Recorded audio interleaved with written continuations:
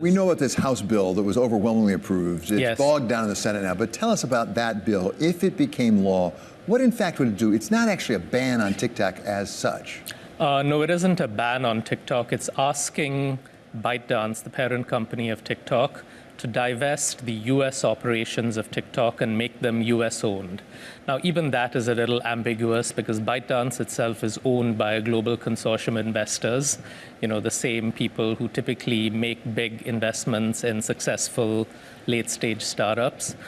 But if it did become law and if this requirement did come into place, the Chinese government might actually take us by surprise and not block the sale of TikTok.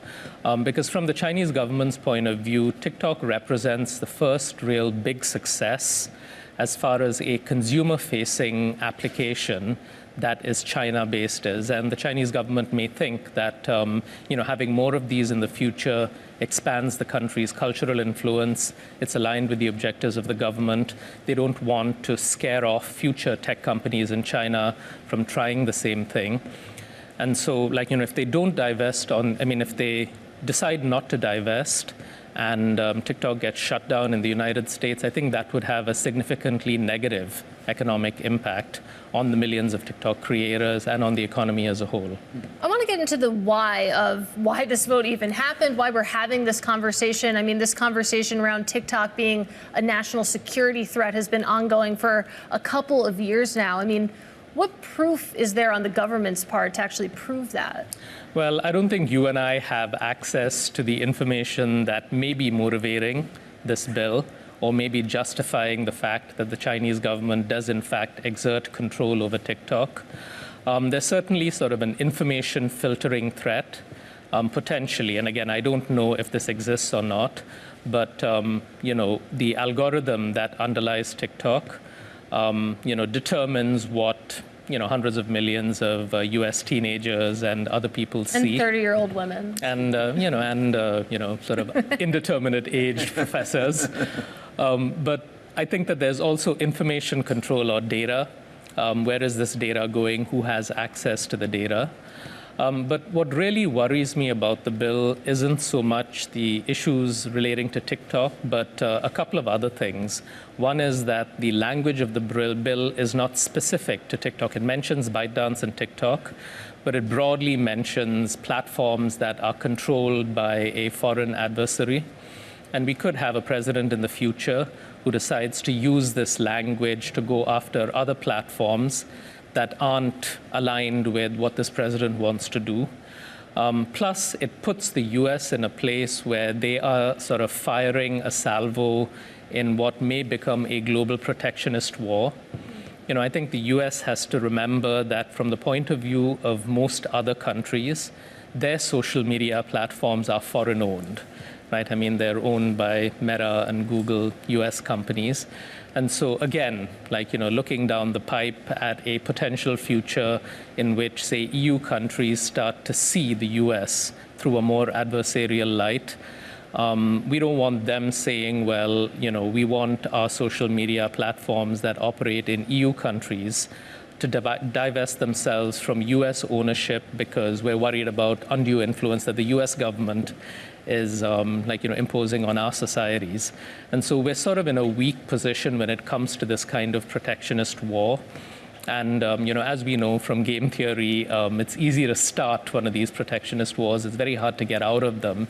And given the dominant position that the US has in the tech sector globally, it's not clear that going after foreign ownership as a basis for setting policy is in the country's long-term global interest.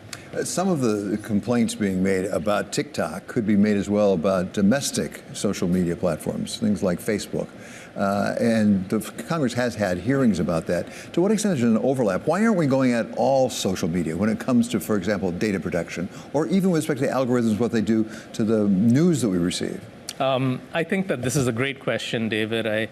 Over the last 10 years, we've entered this phase where we have de facto handed over a wide variety of governmental responsibilities to platforms. It used to be that the government set policy when it came to things like censorship. Right now, it's the platforms, content moderation. There's a wide variety of other responsibilities. And to your point, it's happened sort of de facto. It's not like Congress sat down and said, this is the right division, this is the new social contract. We've just sort of wandered into this new space where it's unclear what the rights of people over their data are.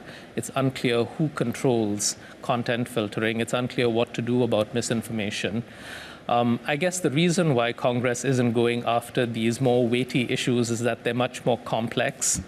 They're much harder. I think it's easier to say, well, China controls one of our platforms. Let's get China to divest.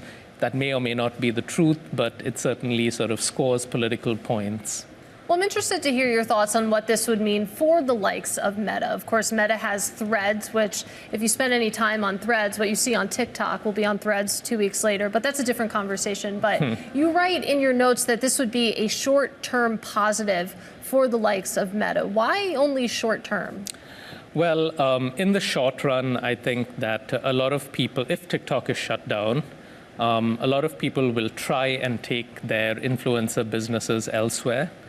And Meta's Instagram or Google's YouTube are natural destinations. The thing is that TikTok is fundamentally a different kind of they're all social media platforms, but TikTok is a different form of content. It's got a different audience. It's got a different sociology. So it's not as if these influencers are going to necessarily be able to make the transition to Instagram or to YouTube. I mean, I often think of it in physical world analogies. I mean, let's say that the US decided for some reason that all strip malls had to be shut down. You know, this is a particular kind of physical world channel, and made the argument that, hey, there's plenty of vacancy in traditional malls. These businesses can go and set up business there. This would clearly be a short-term hit for anyone who is operating their business out of one of these strip malls to begin with.